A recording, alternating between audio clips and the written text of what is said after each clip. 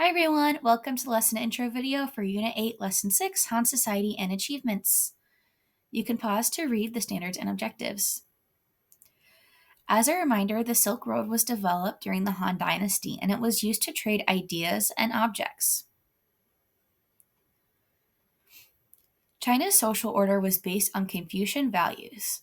Confucius and his followers valued mental work more than physical labor. Scholars, therefore, were highly respected. Farmers were also highly respected because they produced the most important and basic goods, food and cloth. Artisans were valued for their skill and hard work. Confucius and many other early Chinese thinkers had little respect for merchants because merchants do not produce anything. As a result, merchants fell lower in the social order. The government placed restrictions on merchants. They were not allowed to wear fine clothing or own land. Their children could not become officials. Still, many merchants became wealthy and powerful. They lived comfortable lives despite the lack of respect for trade. At the bottom of the social order were a small number of slaves. When someone committed a serious crime, family members might be punished with slavery. Other people were sold into slavery when their families fell deep into debt. Han Society. Farmers made up 90% of Han China's population. They were the backbone of society. Most farmers grew grains like wheat, barley, and rice.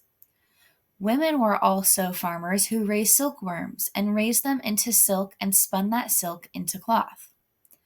Let's look at how silk is made. Silkworms are actually caterpillars. They spin a cocoon which produces silk. Women would tend to the silkworms and harvest the cocoon fibers.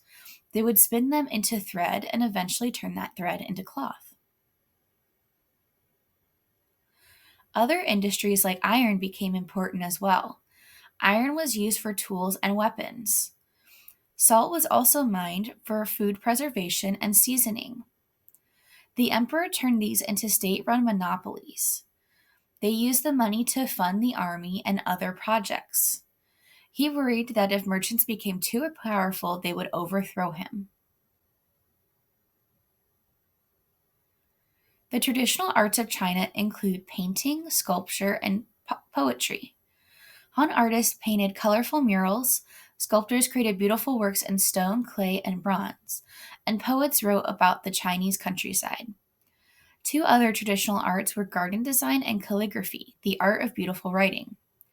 Calligraphers expressed emotions in the way they painted Chinese characters. Garden designers carefully arranged plants, rocks, and water to resemble scenes in nature.